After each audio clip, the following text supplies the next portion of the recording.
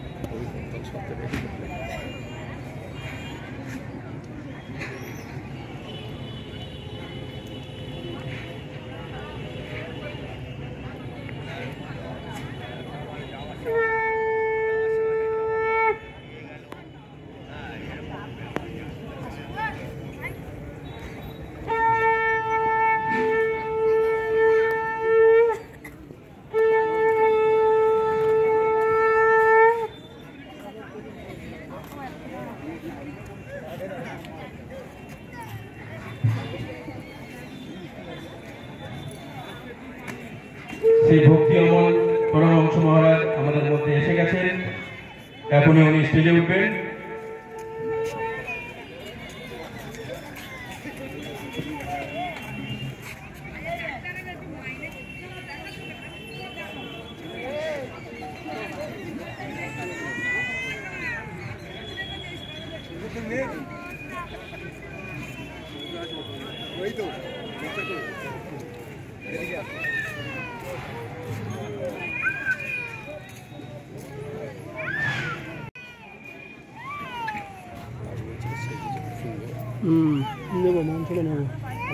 हरे कृष्ण दक्षिण बारासात रास उत्सव कमिटिर आयोजने विगत बछर नয় এবছর আমাদের এই রাস উৎসব ভাগবত পাঠ লীলা কথা কৃষ্ণ কথা এবং ভগবানের দর্শন আপনারা করছেন।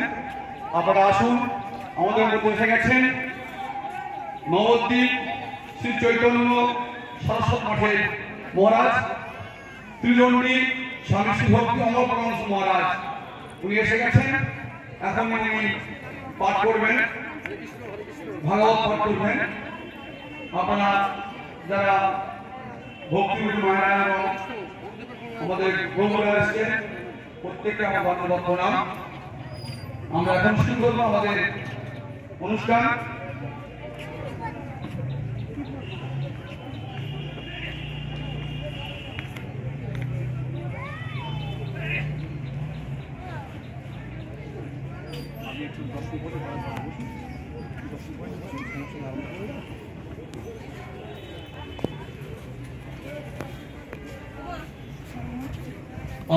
সন্ধ্যা 7টা হইবে লীলা কীর্তন, সন্ধ্যা 7টা লীলা কীর্তন শ্রীমতী পূর্ণতি মিত্র মন্ডল বারুইপুর।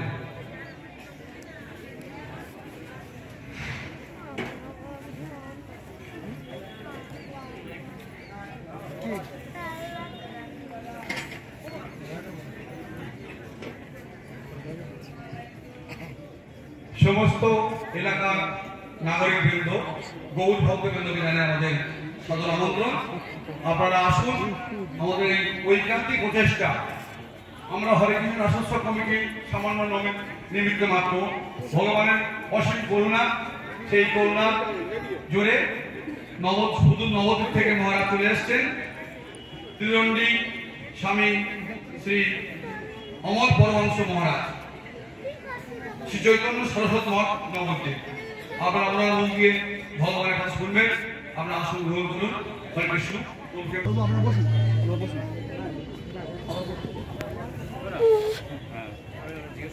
বিগত বছরের ন্যায় এবছরও আমাদের রাস উৎসব 2024 10 দিন ব্যাপী অনুষ্ঠান চলছে পল্লী বেলডাঙ্গা। মহারাজকে প্রণামী দেবেন মাধবী মন্ডল প্রফুল্ল মন্ডলের সুরক্ষার্থে উনি এই ভাগবত পাঠটা এখানে দান করেছেন। হরে কৃষ্ণ। সমস্ত আগত ভক্তিমতী ভক্তবৃন্দকে আমার সশ্রদ্ধ দণ্ডবত প্রণাম।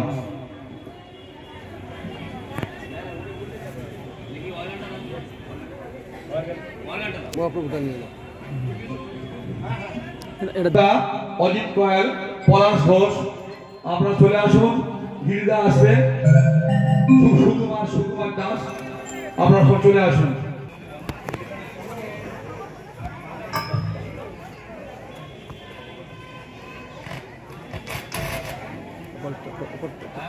ছোটো করে দিয়েছে দুটো সব একসঙ্গে ব্যাস লাইটটা দাও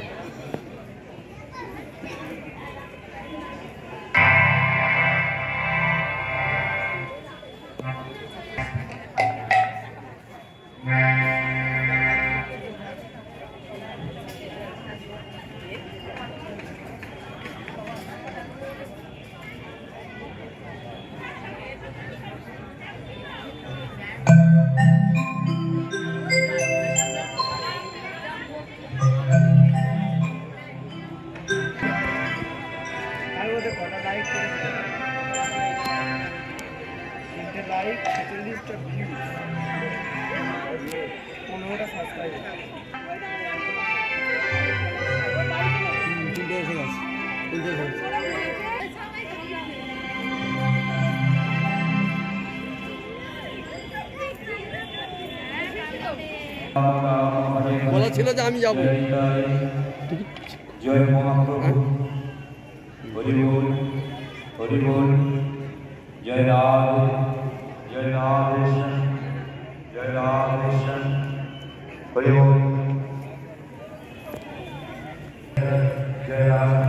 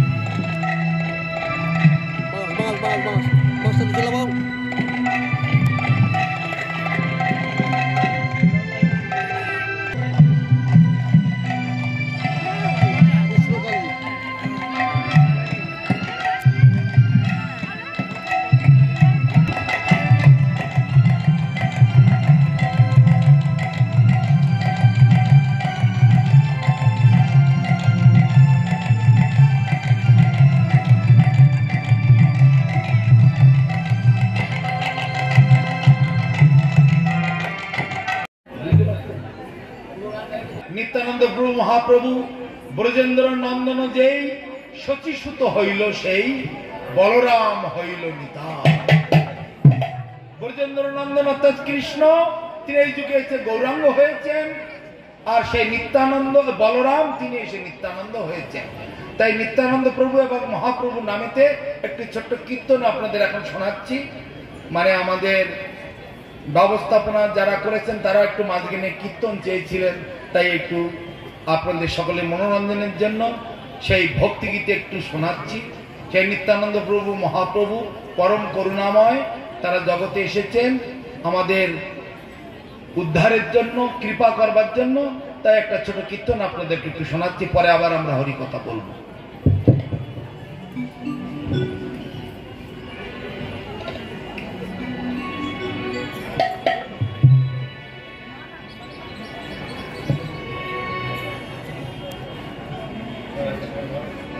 সোনার গো হেলো নদিয়া প্রাণের গৌর এলো নদিয়া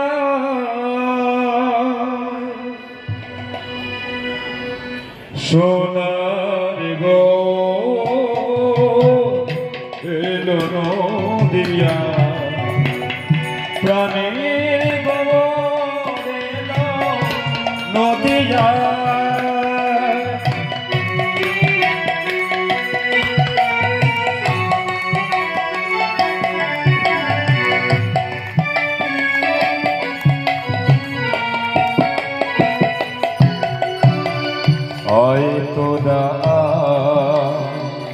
আয় নদীবাসী আয় তোরা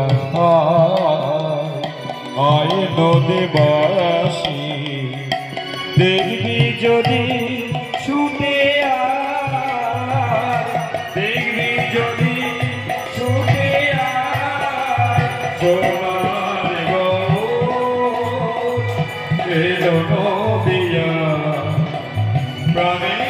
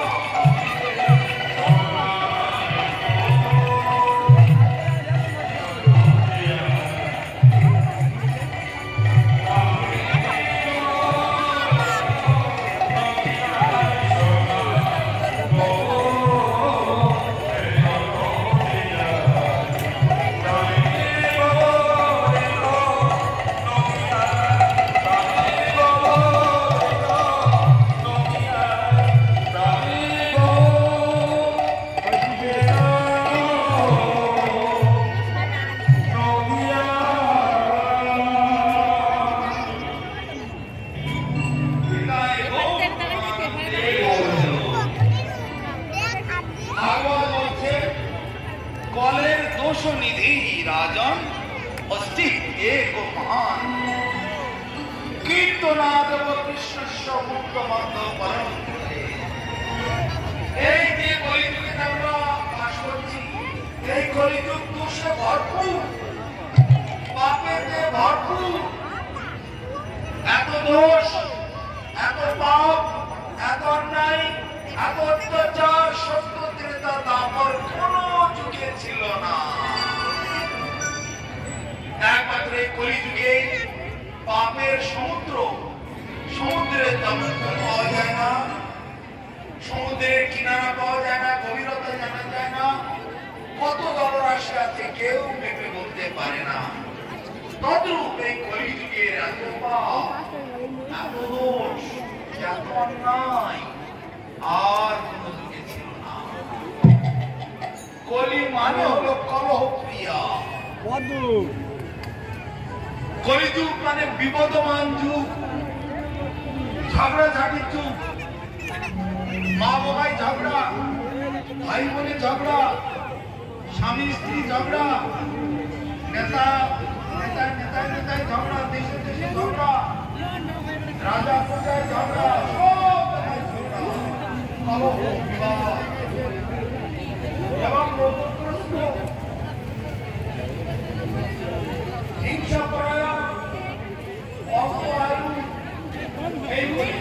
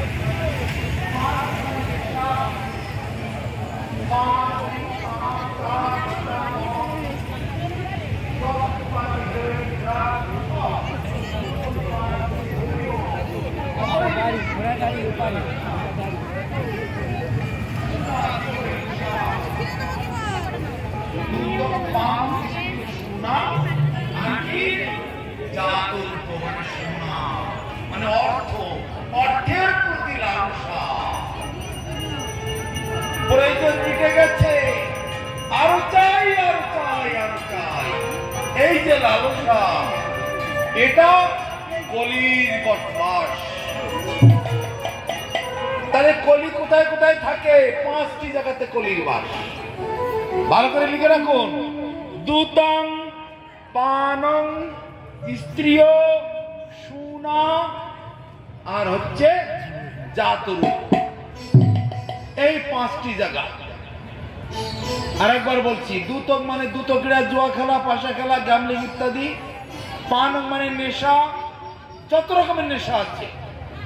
স্ত্রীয় মানে অবৈধ স্ত্রী পুরুষের মেলামেশা। সুনা মানে জীবহিংসা, অন্য জীবকে হত্যা করা। নিজের ইন্দ্রিয় তর্পণের জন্য অন্য জীবকে হত্যা করতে আমাদের দয়া মায়া কিছু নাই। বিচার করে দেখুন তো, মহাজনেরা বলছেন নিজ অঙ্গে ফুটলে কাঁটা পরাণ জ্বলে যায়, কিন্তু আনের দেহে মানে অন্যের দেহে অস্ত্র চালাও, লজ্জা নাহি হয়? নিজের পায়ে একটা কাঁটা ফুটলে সারা শরীর জ্বলে ওঠে, কিন্তু ওই মাছগুলো, মুরগিটা, ছাগলটা, অন্যান্য জীবজন্তুগুলোকে যে আপনারা কাটছেন, মাছটাকে ধরে ছাই মেখে নিলেন, ছটপট ছটপট করছে। কান দুটোকে কেটে নিলেন, বুকের পিঠের পাতনাগুলোকে কেটে নিলেন, ছটপট ছটপট করছে, তবু বটিতে আঁচড়াচ্ছে, কত ছটপট ছটপট করছে। ও যদি যে কথা বলতে পারত, মা গো বাবা গো তোমার হাতে ধরি পায়ে ধরি, করতো কিনা বলুন তো? কিন্তু আপনাদের দয়া মায়া নাই। কি কঠিন কঠোর হৃদয়। তারপরে কেটে কুটে ধুয়ে কড়াইতে দেওয়া হচ্ছে, তবু লাফাচ্ছে কড়াইয়ের মধ্যে। ওই রকম যদি আপনার হতো কেমন মজা হতো। কিন্তু যমরাজ সব খাতায় লিখছে, কারো রেহাই দেবে না। পাপ কখনো বাপকেও ছেড়ে দেবে না। মৎস্য নামটা কেন এসেছে? আমার মতো সে, আজকে আমি যার মতো কালকে সে আবার আমার মতো। আজকে আমি যাকে কেটে কুটে ভেজে খাচ্ছি, সে কালকে আবার আমাকেই তেমনি করে খাবে। মাংস, মাং মানে আমাকে, স মানে সে। আজকে আমি যাকে, কালকে সে আবার আমাকে। কারো রেহাই নেই, মাংস। এই জন্য এটা মনুসংহিতাতে বলা হয়েছে, আজকে আমি যাকে, কালকে সে আবার আমাকেই খাবে। যে ছাগলটা মুরগিটা কাটছেন, ও আগের জন্ম মানুষ ছিল, আপনাদেরকে কেটেছিল, আপনারা সেই প্রতিশোধ নেওয়ার জন্য জন্মে মানুষ হয়েছেন বা তাদের কাটছেন। ওরা ছাগল মুরগি হয়ে, মাছ টাছ হয়ে ওরা এখন ছটপট করছে। আবার পরের জন্য ওরা আবার মানুষ হবে, আপনারা আবার এই মাছ হবেন, ছাগল মুরগি হবেন। এইবার কথা হচ্ছে এখানে, এ কি করে বিশ্বাস করব? যারা গীতা অধ্যয়ন করেন তারা কিন্তু দেখেছেন। গীতা যারা পড়েন, একটু গীতা পড়েছেন, হাত তুলে দেখান দেখি কারা কারা গীতা পড়েছেন। বাহ, ভালো, কয়েকজন তো পড়েছেন, অন্যদেরকে বোঝাবেন। দেখুন এই শ্লোকটা আছে কিনা। ইয়াং বাপি শরণ ভাবম ত্যজিত্যন্তে কলেবরম তং তমেবৈতি কৌন্তে সদা তদ্ভাব ভাবিতা। মৃত্যুকালে যে যেমন চিন্তা ভাবনা করতে করতে দেহ ত্যাগ করবে, মৃত্যুর পরে আবার তদনুরূপ দেহ ধারণ করবে। মৃত্যুর সময় যে যেমন চিন্তা ভাবনা করতে করতে দেহ ত্যাগ করবে। তো এই ছাগলটাকে যে কাটছেন, ছাগলটা কি চিন্তা করছে? ওই মানুষ মানুষ মানুষ, জামা কাপড় পরে, গাড়ি চালায়, হ্যালো হ্যালো করে, হ্যাঁ সেই সেই সেই মানুষ, মানুষ আমাকে ধরেছে, মানুষ আমাকে কাটছে। ওই মানুষের কথাটাই চিন্তা করতে করতে যে মরে গেল। পরবর্তীকালে মানুষ হয়ে জন্মালো। এটা আমি বলছি না, ভগবান বলছেন গীতাতে, দয়া করে গীতাটা পড়ে দেখবে। তাহলে ছাগলটা কি মানুষ মানুষ চিন্তা করতে করতে মরে গেল, আর মানুষ কি চিন্তা করছে? আমার 2 কিলো, আমার 1 কিলো, আমার 1.5 কিলো, বাস। আর বাড়িতে ছেলেকে বউকে ফোন করে বলে দিল, তাড়াতাড়ি মশলা পেশো, আমি নিয়ে আসছি, ভালো করে রান্না খাওয়া দাওয়া হবে। আবার দিকে আত্মীয় স্বজন বা শালা সম্বন্ধী যদি থাকে, তাকে আবার 2টো বোতল আনতে বললো, বাস ভালো খাওয়া দাওয়া মজা মেরে হতে লাগলো। তাহলে ওই ছাগল আর ভোগ ফুর্তি চিন্তা করতে করতে মৃত্যুবরণ করলো। পরবর্তীকালে ছাগল হলো কি মুরগি হলো কি মাছ হলো, আর ওই ছাগলটা মুরগিটা বা মাছটা সে আবার মানুষ হয়ে গেল। এটা মনুসংহিতায় বলা হচ্ছে মৃত্যুকালে যে যেমন চিন্তা ভাবনা করতে করতে মরবে, মৃত্যুর পরে তদরূপ দেহ ধারণ করবে। আজকে আপনাদের এই কোটি কোটি মানুষের এই কোটি কোটি সংসার কেন কেন এই সংসার দশা? আপনাদের তো কিছুই থাকছে না, না থাকছে গাড়ি বাড়ি, না থাকছে ছেলে মেয়ে, না থাকছে নাতিপুতি, না থাকছে নিজেদের শরীর, না থাকছে অর্থ বৃত্ত, কিচ্ছু থাকছে না। সবই তো ফেলে দিয়ে চলে যেতে হচ্ছে। তাহলে কিসের জন্য এত লম্পজম্প? সঙ্গে যদি কিছু নিয়ে যেতে পারতেন তবেই তো, কিন্তু কিছুই তো নিতে পারছেন না। তার মানে এরা কেউ সঙ্গে যাবে না, কিন্তু সেইগুলোর প্রতি আসক্তি, এই আসক্তি মৃত্যুকাল পর্যন্ত থাকছে।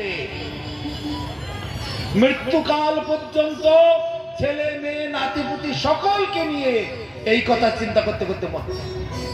তা মৃত্যুর পরে আবার সংসার, ওই ছেলে মেয়ে, ওই বিষয় আশায়, ওই গাড়ি বাড়ি, টাকা পয়সা, অর্থবৃত্ত সব নিয়ে থাকতে হচ্ছে। তাহলে তাহলে আমাদের কি করণীয়? আমাদের ভগবানের সেবা, ভগবানের দাসত্ব। জীব নিত্য কৃষ্ণদাস যখনই বললাম, বারবার বললাম, ওই চিন্তা করতে করতে যদি আমরা মরি, ভগবান সংক্ষেপে এনেছেন হরে কৃষ্ণ মহামন্ত্র, সে হরিনাম মহামন্ত্র যদি আমরা কীর্তন করতে করতে দেহ ত্যাগ করি, তাহলে আমাদের আর কোনো অসুবিধা নেই। কিন্তু আপনারা বলছেন, হ্যাঁ মৃত্যুকালে আপনারা অনেকেই বলছেন যে হ্যাঁ আমরা মৃত্যুকালে হরিনাম করতে করতে মরবো। এটা তো মুখে বলছেন, কিন্তু মৃত্যুকালে কি হরিনাম মুখে আসবে? একবার নিজেকে বুকে হাত দিয়ে বলুন তো, যে ছেলে সারা বছর পড়াশুনো করে না, এই এক্ষুনি বেলা 10টার সময় পরীক্ষা দিতে যাবে, 1 ঘন্টার জন্য বই হাতে করে নিয়ে, বইটা হাতে করে নিয়ে একটু ঘোরালো, বই গোড়া থেকে শেষ পর্যন্ত পড়া হয়ে গেল। পরীক্ষার হলে বসে প্রশ্নের উত্তর লিখতে পারবে? সেই ছেলে কি পাশ করবে? পাশ করতে গেলে বছরের প্রথম থেকে পড়াশোনা করতে হয়, তবে পাশ করার একটা সম্ভাবনা আছে। কিন্তু সারা বছর পড়লাম না, শেষকালে পরীক্ষা দিতে যাওয়ার সময় একটুখানি পড়ে নিলাম, পরীক্ষার হলে বসে আর কিছুই মনে থাকে না। কিন্তু আমরা এতই আত্মীয় স্বজন, ছেলে মেয়ে, নাতিপুতি, ঘর বাড়ি সংসার, তাদের নিয়ে এত ব্যস্ত, এত বেশি আসক্ত, প্রমাণ এত আসক্তি নিয়ে আমরা বাস করছি। মৃত্যুকালে ওই সব চিন্তা করতে করতে আমাদের দেহ ত্যাগ করতে হবে, আমাদের কিন্তু ভগবানের নাম আর হবে না।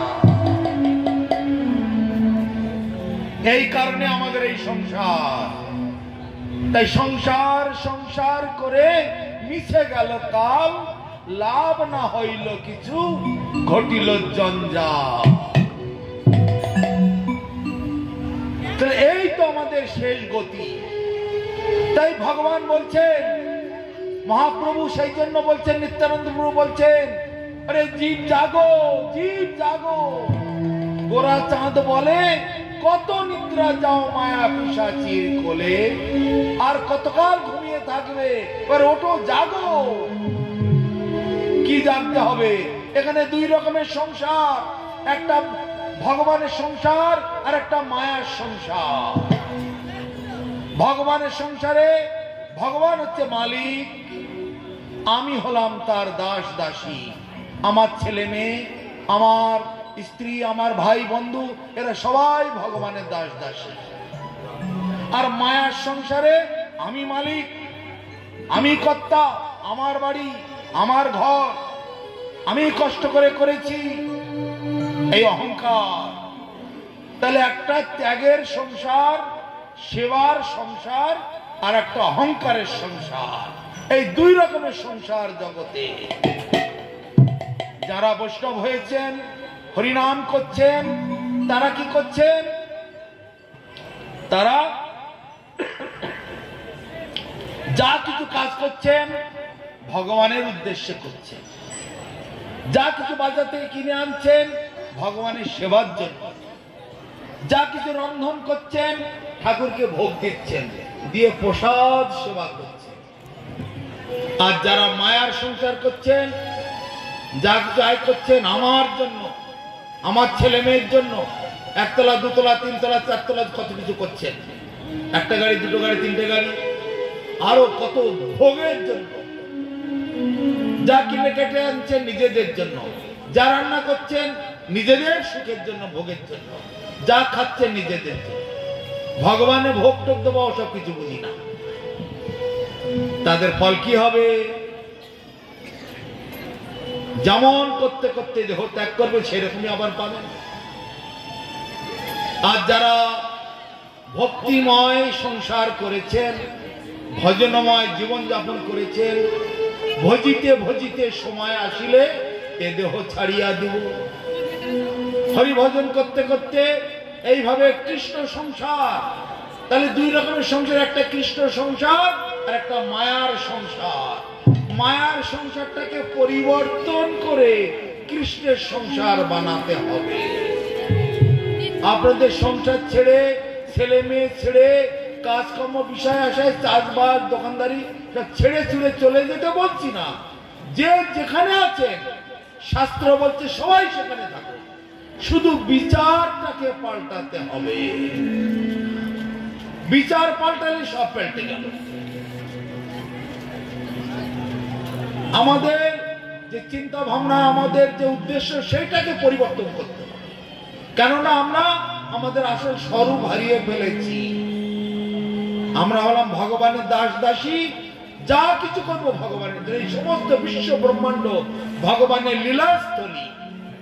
সেই ভগবানকে না জেনে, সেই রাধা গোবিন্দকে না জেনে আমরা নানান দেব দেবীর পেছনে ঘুরে বেড়াচ্ছি। দেব দেবীর ভজন করলে কি পাবে?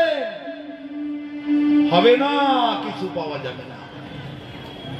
গীতাতে ভগবান বলছেন, যারা যারা গীতা পড়েন দেখবেন, জানতি দেবব্রতা দেবান, পিতৃন জানতি পিতৃব্রতা, ভূতানি জানতি ভূতের যা, জানতি মজ্জাজিন অভিমান।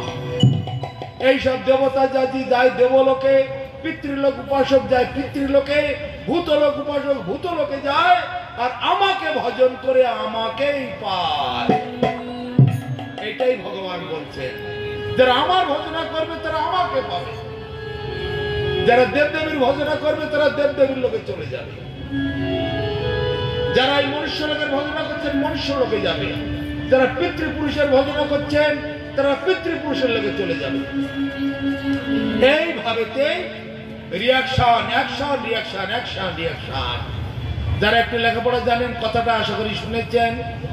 স্যার আইজাক নিউটনের বলের উপরেতে তিনটি ফর্মুলা দেওয়া আছে। To every action there is an equal and opposite reaction. প্রত্যেক ক্রিয়ার সমান এবং বিপরীত প্রতিক্রিয়া আছে। যে যা করছেন তার একটা রিয়াকশন পেতেই হবে। একটু আগেই বললাম, পাপ কখনো বাপকেও ছেড়ে দেবে না। অতএব ভগবানের উদ্দেশ্যে জীবন যাপন করলে তাদের আর পাপ ভক্ষণ করতে হয় না। হাঁটা চলা করতে গেলেও কত পোকামাকড় মেরে ফেলতেন, রামধন করতে গেলে কত জীব আগুনে জ্বালিয়ে দিচ্ছেন, তারপরে আরো কত জীব রান্নার মাধ্যমে, ভোজনের মাধ্যমে, শ্বাস প্রশ্বাসের মাধ্যমে সব হত্যা হয়ে যাচ্ছে। কিন্তু যদি আমার জীবনটাকে ভগবানের উদ্দেশ্যে সমর্পণ করতে পারি, তাহলে আর কোনো পাপ আমাকে গ্রহণ করতে হয় না। মন নিমিত্ত পাপ কর্ম ধর্মায় বিকল্পতে, আমার জন্য যে পাপটুকু যতটুকু পাপ হবে সেটা ধর্মে পরিণত হবে, কেননা তুমি আমার জন্য করছো। দেশের পুলিশ কত লোককে মার্ডার করে ফেলে, পুলিশের কি জেল হয়? সৈনিকেরা কত লোককে মার্ডার করে ফেলে, তাদের কি জেল হয়? জেল ফাঁসি তাদের হয় না। কিন্তু আপনাদের পাড়ায় কেউ যদি কাউকে মারে, একটা চড় মারলেও তার বিচার হয়, আর খুন করলে তো কথাই নেই, জেল ফাঁস, সারা জীবন তাকে কোর্টে চক্কর কাটতে হয়, শেষকালে ফাঁসি টাসি কিছু একটা হয়ে গেল। অতএব পাপ কখনো বাপকে ছেড়ে দেয় না। তাহলে আমাদের প্রয়োজনটা কি এখন? আমাদের দরকার আমরা মায়ার সংসারকে পরিবর্তন করে কৃষ্ণ সংসার বানাবো। তাই মহাপ্রভু বলছেন, কৃষ্ণের সংসার করো, ছাড়ি অনাচার। অনাচারটা কি? নিজের ইচ্ছা মতো কিনবো, নিজের ইচ্ছা মতো রাঁধবো, নিজের ইচ্ছা মতো খাবো, নিজের ইচ্ছা মতো যা খুশি তাই করবো, এগুলো সব অনাচার, দুরাচার বলা হয়েছে। এত বড় কার্তিক ব্রত গেল, দামোদর মাস, কটা মানুষ এটা এই ব্রতটা পালন করতে পেরেছেন বলুন তো? যত লোক আছে সবাইকে ব্রতটা পালন করতে পেরেছেন? 12 মানুষ তো জানেনি না কার্তিক ব্রত কাকে বলে, দামোদর ব্রত কাকে বলে। বেশিরভাগ মানুষ জানেন না, পালন করা তো দূরে থাকে। তাহলে এগুলো অনাচার, দুরাচার বলা হচ্ছে। 15 দিন অন্তর একটা করে একাদশী আসছে। আপনারা কি জানেন সবাই একাদশীটা কেন? একাদশীতে কি খেতে হয়, কিভাবে একাদশী পালন করতে হয়, অধিকাংশ লোকের জানা নেই। তাদের কি গতি হবে? এইভাবেতে মহাপ্রভু নিত্যানন্দ প্রভু সব চিন্তা ভাবনা করে সকলকে বোঝাচ্ছেন, কৃষ্ণের সংসার করো, ছাড়ি অনাচার, জীবে দয়া, নামে রুচি, সর্বধর্ম সার। সমস্ত ধর্মের সার কথা, জীবকে দয়া করো। দয়া করো মানে এ নেই রাস্তায় দুটো ভিখারিকে 2 টাকা দিলাম, পাখিদেরকে 2 খাবার দিলাম, এইটা দয়া, সেইটা দয়া শুধু নয়। অন্য কোন জীবকে কষ্ট দিবে না, মারবে না, হত্যা করবে না, নিজের ইন্দ্রিয় তর্পণের জন্য অন্যকে আঘাত দেবে না, একেই বলে দয়া। জীবে দয়া আর নামে রুচি। কলিযুগে ধর্ম হরি নাম সংকীর্তন। সত্যযুগে কীর্তযোধ্যায়ত বিষ্ণু, ত্রেতায়াম যজত মখৈ, তারপরে পরিচর্যায়াম কলৌ তধরি কীর্তনা। সত্যযুগেতে ধ্যানের ব্যবস্থা ছিল, ত্রেতা যুগেতে যাগযজ্ঞের ব্যবস্থা ছিল, তারপর যুগেতে অর্চনের ব্যবস্থা, আর কলিযুগেতে কেবল সংকীর্তন। সংকীর্তন যজ্ঞে কলৌ কৃষ্ণে আরাধন, সেই সে সুমেধা পায় কৃষ্ণের চরণ। মহাপ্রভু বলছেন, এই কলিযুগেতে একমাত্র হরিনাম সংকীর্তনের দ্বারাতেই জীবের আত্মকল্যাণ, সর্বশ্রেষ্ঠ কল্যাণ হবে। আর কারা সেই সংকীর্তনে অংশগ্রহণ করবে? সুমেধা। মেধা মানে বুদ্ধিমান, সুবুদ্ধিমান। শুধু বুদ্ধি সকলের আছে, কম বেশি বুদ্ধি সকলেরই আছে, অনেকের আছে। নেতা কর্তা থেকে শুরু করে, বিজ্ঞানী থেকে শুরু করে, ইঞ্জিনিয়ার, ডাক্তার, চন্দ্রযান পাঠাচ্ছে, রকেট বানাচ্ছে, মোবাইল ফোন বানাচ্ছে, তাদের কি বুদ্ধি নেই? সকলের বুদ্ধি আছে, কিন্তু এগুলো সুবুদ্ধি নয়। সেই হলো সুবুদ্ধিমান, যিনি নিজেকে রক্ষা করতে পারে। যে নিজেকে বাঁচাতে পারে না, সে কখনো বুদ্ধিমান নয়। বুদ্ধিমান হতে গেলে নিজেকে রক্ষা করতে হবে। এই রক্ষা করতে যে পারবে তাকে বুদ্ধিমান বলা হবে। তাহলে এই জগতে কোন মানুষটা নিজেকে রক্ষা করতে পারে জানেন? সাধু সঙ্গ যিনি করবে, হরিনাম যিনি করবেন, তিনি একমাত্র নিজেকে রক্ষা করতে পারেন। তাই ছাড়া আর রক্ষা করার উপায় নাই। আর নিজেকে রক্ষা করতে পারলে তবেই তিনি বুদ্ধিমান বলে পরিচিত হবেন।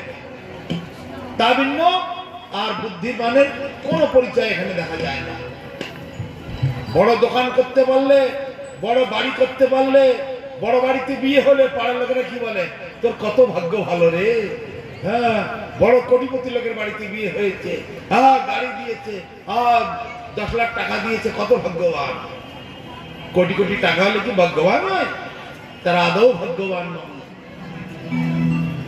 কৃষ্ণ ধনের ধনী যিনি, তিনি প্রকৃত ধনী। ওই জড়জগতের সম্পত্তির ধনী তিনি ধনী নন। এই তো কয়েকদিন আগেই রতন টাটা দেহ ত্যাগ করলেন। তার কত অর্বুদ অর্বুদ টাকা ছিল, কোথা থেকে কোথায় চলে গেলেন। তার টাকা পয়সা হলে কি ধনী হবে? যিনি কৃষ্ণকে লাভ করতে পেরেছেন, কৃষ্ণ ভক্তি লাভ করতে পেরেছেন, তিনি একমাত্র ধনী, অন্য কেউ ধনী নয়। তা কি করলে আমাদের কৃষ্ণ ধন পাওয়া লাভ করা যাবে, কৃষ্ণকে পাওয়া যাবে, কৃষ্ণ ভজন করা যাবে, কৃষ্ণের কাছে যেতে পারবো? ইংরেজিতে বলে back to god head, back to home. নিজের বাড়ি ফিরে চলো, ভগবানের কাছে ফিরে চলো। তা সে ভগবানের কাছে হচ্ছে গোলক বৃন্দাবন, সেইখানে আমাদের আসল বাড়ি ঘর। এখানে আমাদের কারো বাড়ি ঘর নয়। আজকে যদি এখানে আমাদের বাড়ি ঘর হতো, তাহলে আমার মা বাবা গেল কোথায়? মা বাবার মা বাবা, ঠাকুর দাদা ঠাকুর মা, তারা কোথায় গেল? তার মা বাবা, তার মা বাবা, তার মা বাবা সবাই ছেড়ে দিলে কোথায় গেল? আমার পাড়া প্রতিবেশী, আত্মীয় স্বজন, বন্ধু বান্ধব সব ছেড়ে ছেড়ে দিয়ে চলে যাচ্ছে কেন? অতএব এটা কারো জায়গা নয়, এখানে কারো থাকা হবে না। যতই লম্প জম্প করো না কেন, এটা কারো জায়গা নয়। তাই নিত্যানন্দ প্রভু মহাপ্রভু এসেছেন কলের দোষ নিধি, এই কলিকাল দোষের সমুদ্র স্বরূপ। অস্তি এক মহান গুণ, কিন্তু একটাই মাত্র মহান গুণ আছে। কি গুণ? কীর্তনাদেব কৃষ্ণস্য মুক্ত বন্ধ পরম ব্রজে। একমাত্র হরিনাম সংকীর্তনের দ্বারাতেই সমস্ত মায়ার বন্ধন থেকে মুক্তি লাভ করে ব্যাক টু গডের ব্যাক টু হোম, অর্থাৎ নিজের বাড়ি চলে যেতে পারবো, ভগবানের কাছে আমরা ফিরে যেতে পারবো।